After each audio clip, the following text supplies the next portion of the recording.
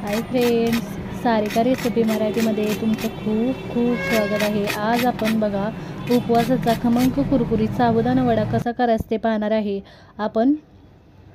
तुम्ही आवाज ऐकलाच आहे, यामध्ये खास पदार्थ वापरणार आहे, त्यामुळे आपला वडा अजिबात तेलकट होणार नाही आणि बराच वेळ कुरकुरीत राहतो। तुम्ही बघू शकता वरून एकदम कुरकुरीत झालेले आहेत आणि एकदम आतून मस्त असे झालेले आहेत। तुम्ही या पद्धतीने साबुदाणे वडे नक्की बनवून बघा, तुम्हाला पण खूप आवडतील बघा। आणि या पद्धतीने बनवले तर तुमचे वडे अजिबात तेलकट होणार नाहीत आणि तेलात अजिबात फुटणार नाहीत बघा। आणि मस्त असे एकदम छान असे टम फुगलेले छान असे होणार आहेत, एकदम टेस्टी असे तुम्ही तुमच्या कोणत्याही उपवासला असे बनवू शकता। साबुदाणा वडे मस्त झालेले आहेत, तुम्हाला बघूनच कळत असेल आपले साबुदाणा वडे किती छान असे तयार झालेले आहेत बघा। तुम्ही नक्की या पद्धतीने साबुदाणा वडा नक्की एकदा बनवून बघा।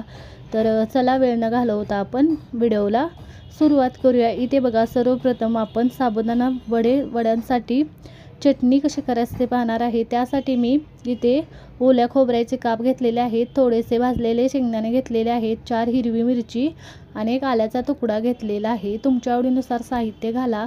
उपवासला जिरे आणि कोथिंबीर चालत असेल तर घालू शकता यामध्ये। चवीनुसार मी मीठ घेतलेलं आहे आणि इथे मी 2 चमचे दही घालते यामध्ये। 2 चमचे इथे मी दही घातलेलं आहे बघा। इथे बघा आता यामध्ये पाणी घालून आपण याला वाटण करून घेणार आहे। गरजेनुसार पाणी घालून वाटण करून घ्यायचं आहे। इथे बघू शकता एकदम बारीक असं मी वाटून घेतलेलं आहे। छान अशी आपली चटणी तयार झालेली आहे। मी काढून घेते चटणी, मी काढून घेतलेली आहे बघा। इथे मी तूप 2 चमचे गरम करून घेतलेलं आहे कडकडीत असं।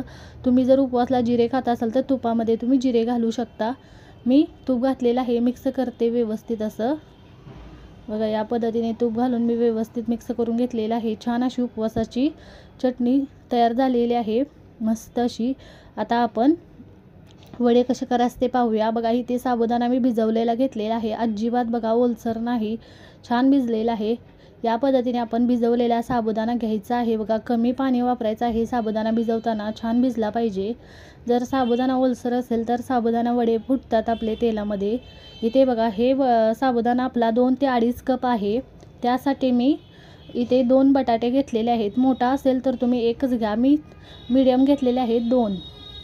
आपल्याला इथे बटाटा कमीच वापरायचा आहे बघा, साबुदाणापेक्षा कमी आपल्याला बटाटा वापरायचा आहे। बटाटा मी खिसून घालते या पद्धतीने, दोन्ही पण बटाटे मी खिसून घातलेले आहेत। आता यामध्ये मी 1 चमचा इथे बघा हिरव्या मिरचीची पेस्ट घेतलेली आहे।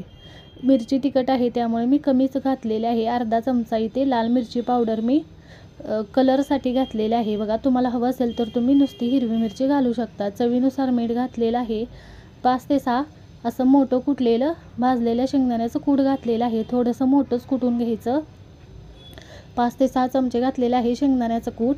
आणि इथे बघा चमचे मी वरईचं पीठ घातलेलं, हाच तो पदार्थ आहे, त्यामुळे आपले सिक्रेट पदार्थ आहे तो आपले वडे त्यामुळे कुरकुरीत होणार आहेत आणि अजिबात तेलकट होणार नाहीत। 2 चमचे इथे आपण वरईचं पीठ घातलेलं आहे, त्या पीठामुळे छान असे खमंग कुरकुरीत होतात बघा। हे सगळं व्यवस्थित असं मी मिक्स करून घेतलेलं आहे बघा। या पद्धतीने अजिबात आपण याच्यामध्ये पाणी वगैरे वापरलेलं नाही, जो बटाटा घातलेला आहे त्यामुळेच हे छान असं मिक्स करून घेतलेलं आहे बघा। छान मिक्स झालेलं आहे, साबुदाणा पण दिसत आहे बघा। आता हाताला थोडंसं तेल किंवा तूप लावायचं आणि छान असे आपण मीडियम साईजचे वडे बनवून घेणार आहे। तुम्ही छोटे मोठे तुम्हाला हवे तसे वडे बनवून घ्या। छान असा वडा गोल आपला बनलेला आहे, असा हळूच असं छान असा बनवून घ्यायचा, चपटा करून घ्यायचा बघा। मस्त वडा असा मीडियम साईजचा, छोटे पण नाहीत जास्त आणि जास्त मोठे पण नाहीत, मीडियम साईजचे बनवलेले आहेत। सगळे वडे मी बनवून घेतलेले आहेत। जेवढं आपण प्रमाण घेतलं होतं त्यात 13 ते 14 बनले, तुमचे कमी जास्त बनवू शकतात। आता वडे तळायसाठी तेल गरम करून घेतलेलं आहे, कडकडीत तेल गरम केलेलं आहे आणि गॅसची फ्लेम मी मीडियम केलेली आहे बघा। आणि तेलामध्ये बसतील तेवढे वडे घालून घेणार आहे आणि खालच्या साईडने थोडेसे आपले वडे थोडेसे कडक झाल्याशिवाय याला हलवायचं नाही, नाहीतर ते वडा आपला तेलात फुटू शकतो। आणि मीडियम फ्लेमवर छान भाजून घ्यायचे, अजिबात गॅसची फ्लेम हाय करायची नाही किंवा अजिबात कमी करायचं नाही, म्हणजे कुरकुरीत असे छान आतपर्यंत तळले जातात. आणि बघा इथे छान असे आपले वडे तळलेले आहेत बघा, मस्त छान कलर आलेला आहे. याच पद्धतीने सगळे वडे मी बनवून घेणार आहे. इथे बघू शकता वडे छान आपले तयार झालेले आहेत, खमंग कुरकुरीत असे आणि झटपट असे मस्त. आणि त्याचबरोबर चटणी पण आपण मस्त बनवलेले आहे, टम्म फुगलेले आहेत बघा, छान असे वडे तयार झालेले आहेत मस्त. आणि कलर पण छान आलेला आहे, बघू शकताय तुम्ही, मस्त झालेले आहेत. वरून एकदम कुरकुरीत झालेले आहेत बघा, तुम्हाला बघूनच कळत असेल बघा. तुम्ही सुरुवातीला आवाज ऐकलेलाच आहे, एकदम कुरकुरीत असे आपले वडे तयार झालेले आहेत बघा मस्त. नक्की एकदा या पद्धतीने करून बघा. आणि हे वडे तुम्ही उपवासाच्या चटणीबरोबर, दह्याबरोबर किंवा असेच जरी खाल्ले तरी पण छान असे लागतात बघा चवीला. नक्की तुमच्या उपवासाला तुम्ही वडे बनवून बघा, एकदम कुरकुरीत झालेले आहेत बघा, तुम्ही आवाज ऐकलेलाच आहे. एकदम छान झालेले आहेत बघा मस्त. आणि बराच वेळ जरी राहिले तरी ते असेच कुरकुरीत राहतात, अजिबात मऊ होत नाहीत बघा.